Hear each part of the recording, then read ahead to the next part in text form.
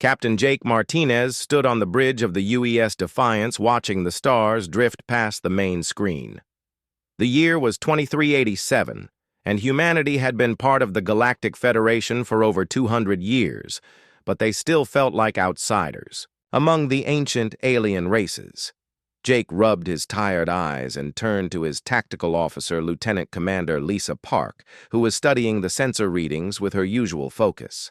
The ship was on patrol duty in the Outer Rim territories far from Earth and the core worlds where the real decisions were made. Jake had served in the Federation fleet for 15 years, and in all that time he had never seen humans treated as equals by the older species.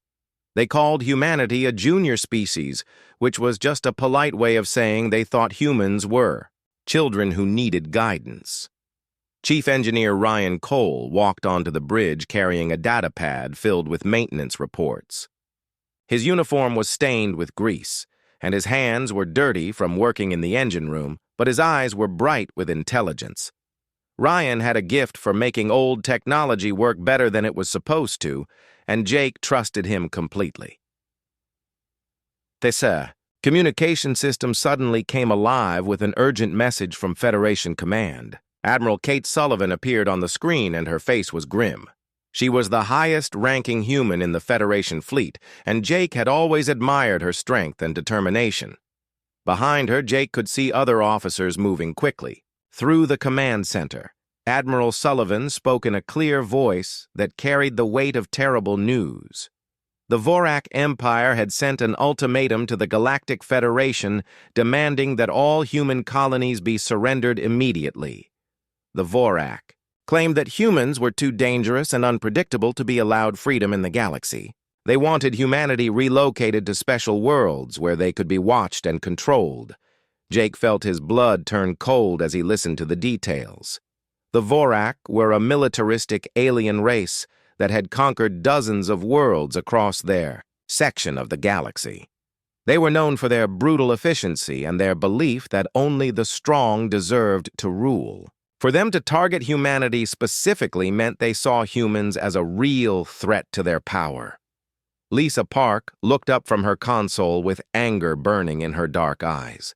She had been born on one of the outer colonies and had families scattered across human space. The idea of giving up those worlds to alien conquerors was unthinkable to her. Ryan Cole set down his datapad and crossed his arms with a determined expression on his face. Admiral Sullivan continued her briefing, explaining that the Federation Council was actually considering the Vorak demands. The older alien species that dominated the Council were afraid of war and saw sacrificing humanity as an acceptable price for peace. They had grown soft after centuries of comfortable civilization and had forgotten what it meant to fight for freedom. Jake thought about Earth and all the human worlds spread across the galaxy. Millions of people lived on those planets building families and communities under the protection of Federation law. The idea that alien politicians could simply trade away human lives to avoid conflict made him sick to his stomach. The message ended, and the bridge fell silent except for the quiet hum of the ship systems. Jake looked at his crew and saw the same mixture of anger and determination on their faces. These were good people who had dedicated their lives to serving something greater than themselves, and now they were being abandoned by the very organization they had sworn to protect. Lisa Park was the first to speak, asking what they were going to do about the situation. Her voice was steady, but Jake could hear the emotion underneath. Ryan Cole nodded in agreement, saying that humans had never backed down from a fight, and they were not about to start now. Jake made a decision that would change everything. He ordered Lisa to set course for the Kepler station, where Admiral Sullivan was gathering human ships and crews. If the Federation was going to abandon humanity, then humans would have to stand together and defend themselves. The Outer Rim Patrol was over, and the real mission was just beginning. As the Defiance changed course and jumped to faster-than-light speed, Jake thought about the history lessons he had learned as a child. Humanity had always been fighters and survivors who refused to give up even when the odds were against them. They had conquered their own world despite wars and disasters, and had reached for the stars when other species thought it was impossible. The Vorak Empire was about to learn, something that many enemies had discovered too late. Humans might be young compared to other galactic civilizations, but they had something that centuries of peace had taken away from their alien neighbors. They still remembered how to fight for what mattered, and they would never surrender there. Freedom without a battle that would shake the foundations of the galaxy itself. The Federation Council chamber was filled with representatives from dozens of alien species, but the vote was closer than anyone had expected. When the final tally was announced, the Vorak ultimatum had been accepted by just 3 votes. President John Carter watched the proceedings from Earth and felt his heart sink as he realized that humanity was truly alone in the galaxy. Within hours of the vote, President Carter stood before cameras in the presidential palace preparing to address every human colony and ship in space. His weathered face showed the strain of leadership, but his voice was strong and clear when he began to speak. He told the human race that they were facing the greatest challenge in their history, but they would meet it with the same courage their ancestors had shown. The president reminded everyone watching that humanity had come from a world where they had to fight for everything they achieved. They had survived ice ages and plagues and wars that nearly destroyed their civilization. They had learned to work together despite their differences and had reached for the stars when other species thought it was impossible. Now they would prove once again that the human spirit could not be broken. Captain Jake Martinez received the presidential address while the Defiance was traveling toward Kepler Station. Around him, his crew watched in silence as their leader spoke about freedom and sacrifice. Lisa Park stood at her tactical station with tears in her eyes, but her jaw was set with determination. Ryan Cole had stopped his maintenance work to listen, and his hands were clenched into fists. The president announced that humanity would never submit to slavery or exile, and that every human world would be defended to the last person. He declared that the Federation had shown its true nature by abandoning one of its member species to appease a conqueror.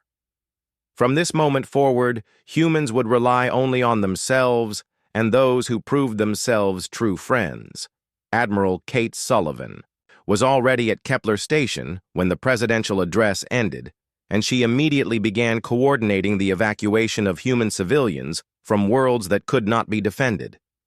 The station was normally a quiet outpost, but now it buzzed with activity as ships arrived from across human space. Military vessels mixed with civilian transports and cargo haulers as humanity prepared for war. The Vorak had expected easy compliance with their demands, but instead, they found human colonies digging in for defensive battles. Military engineers worked around the clock to build fortifications, while civilian populations were moved to safer locations. Children and elderly people were loaded onto transport ships bound for the inner worlds, while younger adults stayed behind to fight. Ryan, Cole, and teams of engineers across human space began implementing something called Project Wildcard, which had been developed in secret over the past several years.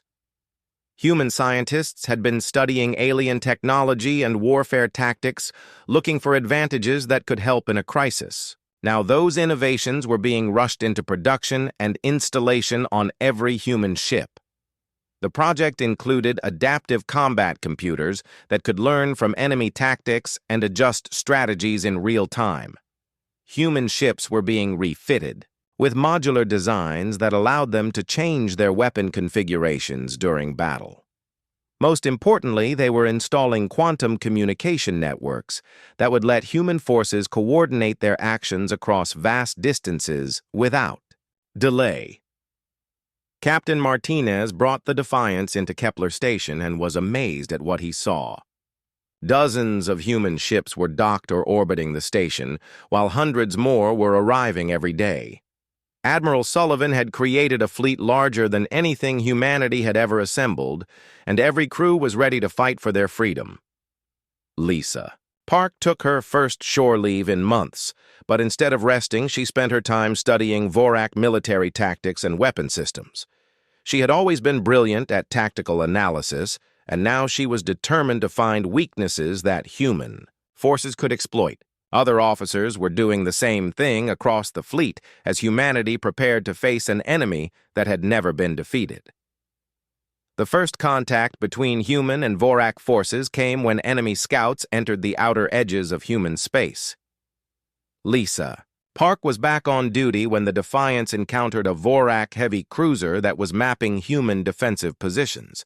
The alien ship was larger and more heavily armed than the human vessel, but Lisa had spent weeks preparing for this moment. She coordinated a complex attack pattern that used the Defiant's speed and maneuverability to stay out of the enemy weapon, arcs, while targeting weak points in the Vorak armor.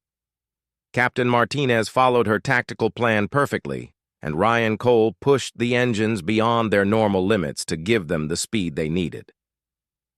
The battle was over in less than an hour, and the Vorak cruiser was destroyed with all hands. It was the first human victory in what everyone knew would be a long and terrible war. Admiral Sullivan sent a message to all human forces announcing the victory and reminding them that they were fighting for more than just survival. The destruction of the scout ship sent a clear message to the Vorak Empire. Humanity would not go quietly into slavery and exile. Every human world and every human ship would fight with everything they had. The Vorak might have superior numbers and technology, but they had never faced an enemy that refused to surrender no matter what the cost. The Vorak Empire launched their invasion with overwhelming force, believing that humanity would collapse within days of facing their superior military might. Their first target was New Haven, an agricultural world that fed 3 other human colonies, and was defended by only a small garrison under Colonel Sam Wright. The Vorak fleet that approached the planet was 10 times larger than anything the humans could field, but Colonel Wright had been preparing for this moment. The planet's surface was covered with farms and small towns that seemed defenseless against orbital bombardment. But Colonel Wright had spent months turning the peaceful world into a fortress. Underground bunkers connected every settlement, and weapon caches were hidden in barns and storage buildings. The local population had been trained in guerrilla warfare tactics that their ancestors had used on Earth centuries before. When the Vorak troop transports landed, they expected to find terrified farmers begging for mercy, but instead they walked into carefully prepared ambushes. Human fighters appeared from hidden positions, fired their weapons, and disappeared back into the landscape before the aliens could respond. Roads and bridges had been destroyed, forcing the invaders to travel on foot through terrain that the defenders knew perfectly. Colonel Wright had studied every battle humans had ever fought and had learned that superior technology meant nothing if the enemy could not find you to use it. His forces used the planet weather to their advantage, attacking during storms and fog when Vorak sensors could not track them effectively. They even used the local wildlife as weapons, driving stampedes of frightened animals toward enemy positions. The Vorak had never faced an enemy that fought without honor, using tactics they considered cowardly and dishonorable. They were used to formal battles between fleets and armies, where the stronger side won through superior firepower. Human guerrilla warfare confused and frustrated them as their casualties mounted while they struggled to find targets to fight.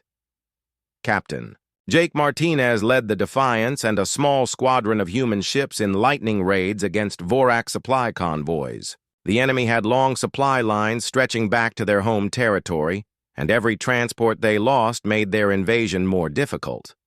Lisa Park coordinated these attacks with deadly precision, using hit-and-run tactics that left the Vorak fleet commanders guessing where the humans would strike next.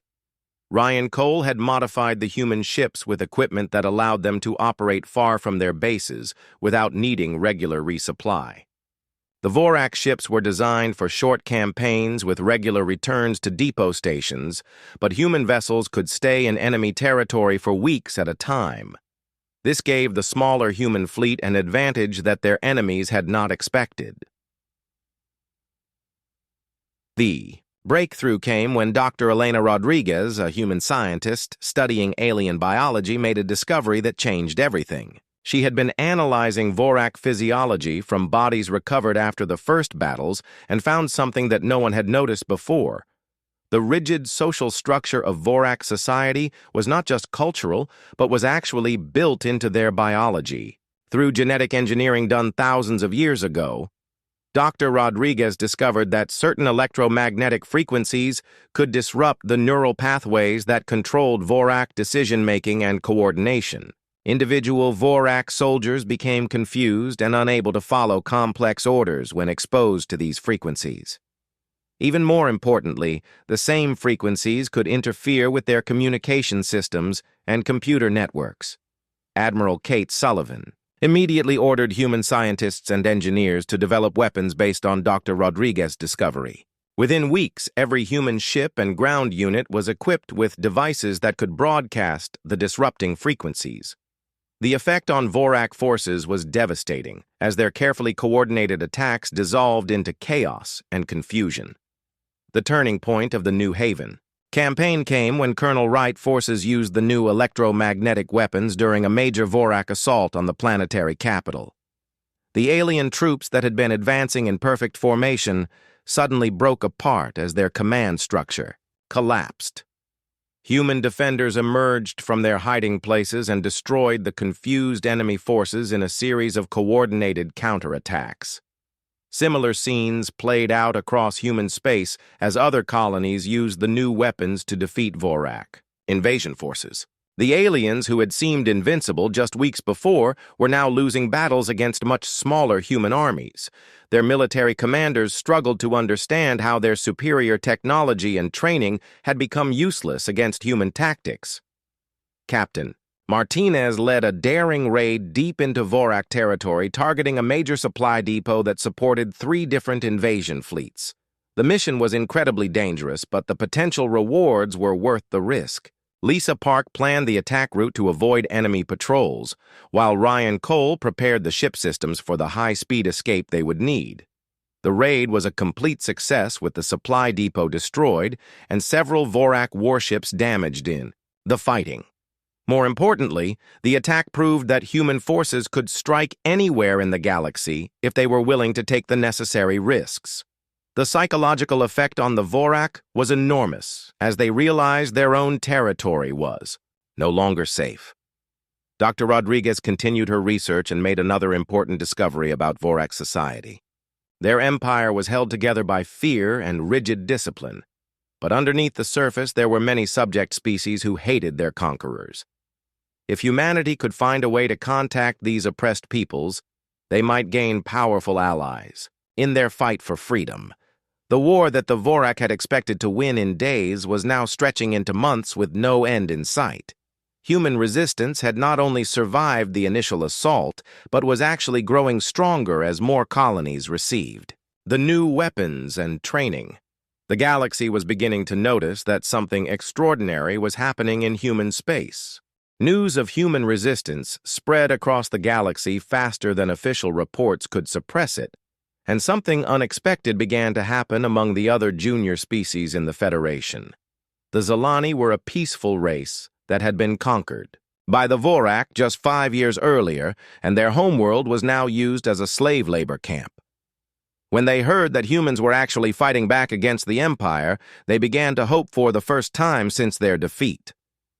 A secret message reached Admiral Kate Sullivan from the Zilani Underground Resistance offering to provide intelligence about Vorak military movements and supply routes. The aliens had detailed knowledge of enemy operations in their sector and were willing to share it with humanity despite the terrible risks they faced. Sullivan realized that human defiance was inspiring others who had felt powerless against Vorak oppression. The Koreth were master engineers who had been dismissed by the Federation Council as irrelevant despite their technological skills. When they saw humans fighting for their freedom using innovative tactics and weapons, the Koreth quietly offered their services to help upgrade human technology. They provided designs for improved shields and weapons that could be built using materials humans already possessed. Admiral Sullivan coordinated with these new allies while maintaining the fiction that humanity was fighting alone. She knew that if the Vorak discovered other species were helping humans, they would face brutal retaliation. Secret communication networks were established, and intelligence was shared through hidden channels that the enemy could not detect. Captain Jake Martinez was preparing for what everyone knew would be a crucial battle when the Vorak launched their largest assault yet against the outer solar system. Enemy fleets were massing near Titan, hoping to break through human defenses and strike directly at Earth. The battle would determine whether humanity could survive as a free species or would be enslaved like so many others. The human fleet that assembled to defend Titan was larger than anything they had fielded before, but was still outnumbered 3-1 by the approaching Vorak armada. Lisa Park studied the enemy formation, looking for weaknesses they could exploit, while Ryan Cole worked with engineers from across the fleet to coordinate their new electromagnetic weapons for maximum effect.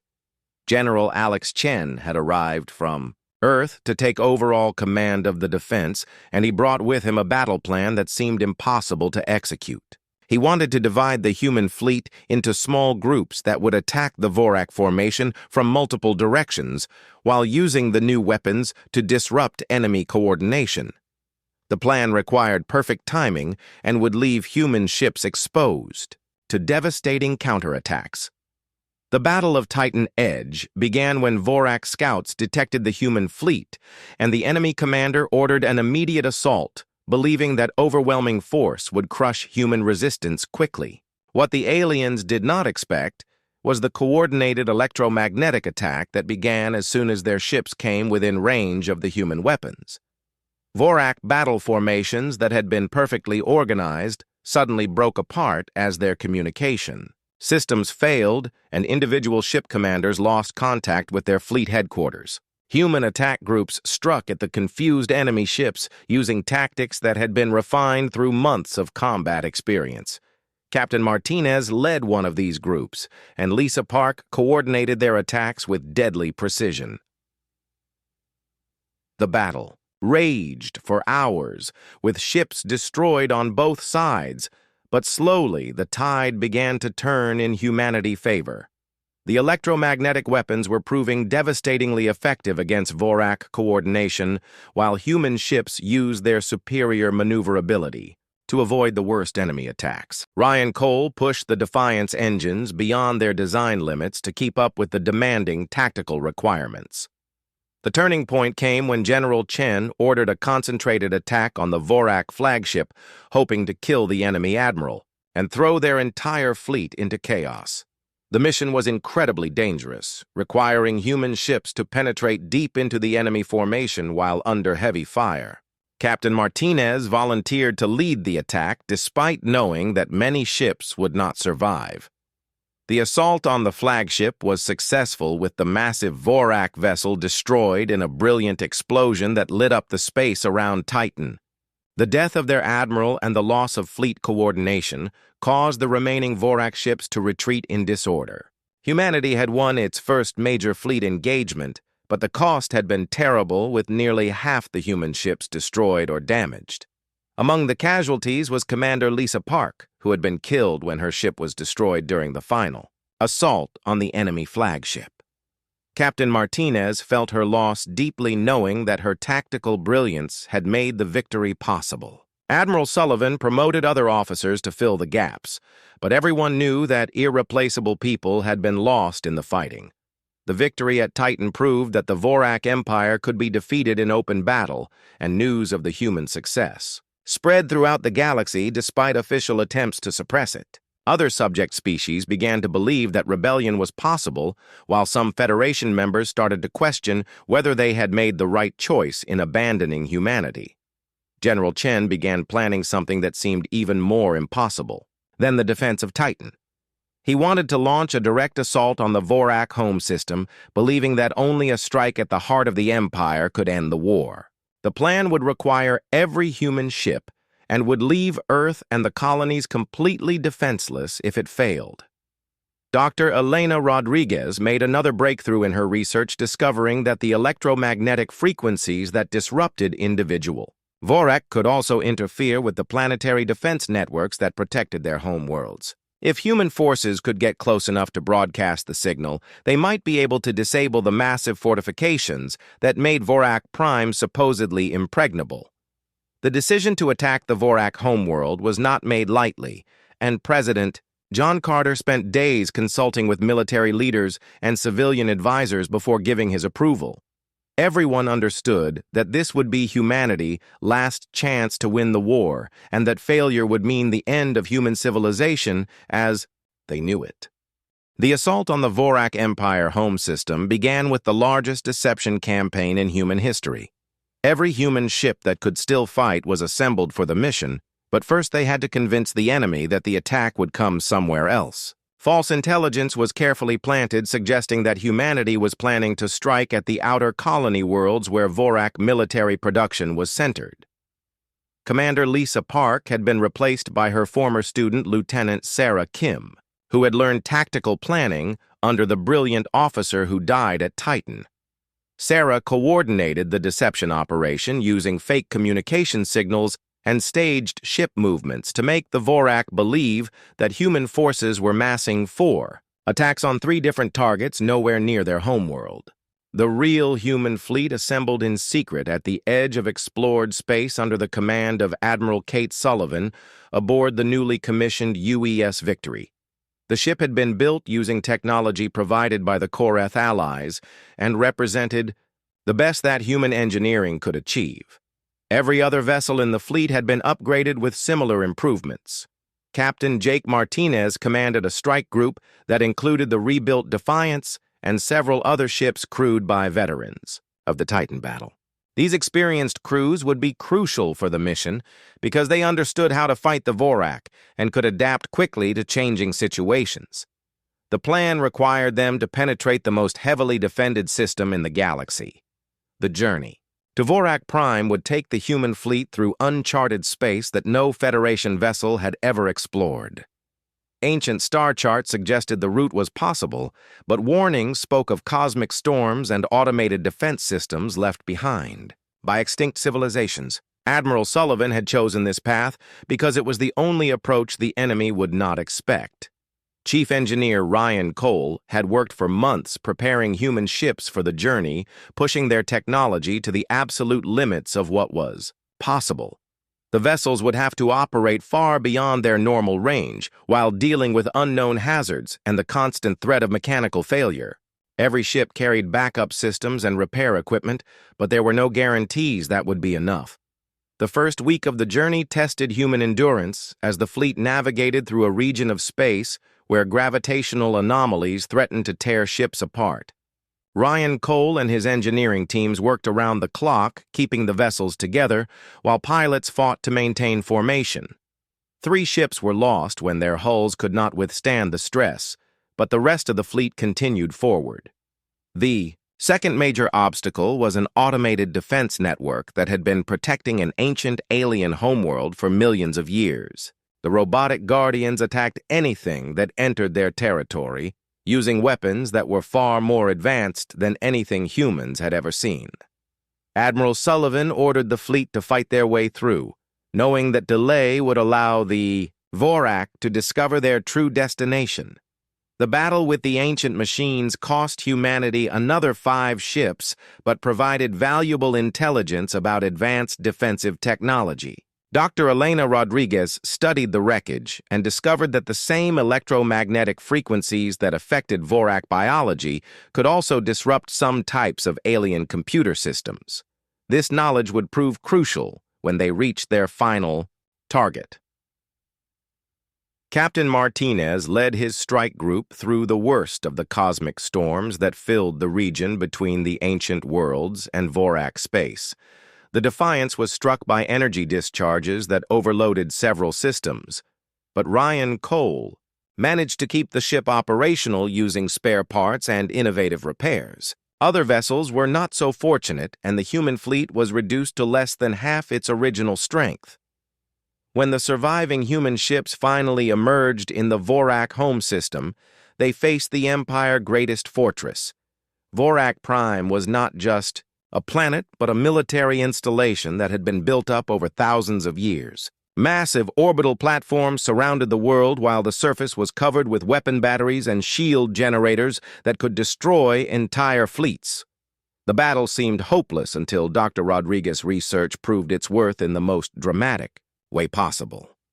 The electromagnetic frequencies that disrupted individual Vorak soldiers also interfered with the planetary command networks that coordinated the defense systems. If they could deliver a powerful enough signal to the planet's surface, they might be able to disable the entire defensive grid. Admiral Sullivan ordered Captain Martinez to lead a suicide mission to the planet's surface, while the main fleet engaged the orbital defenses.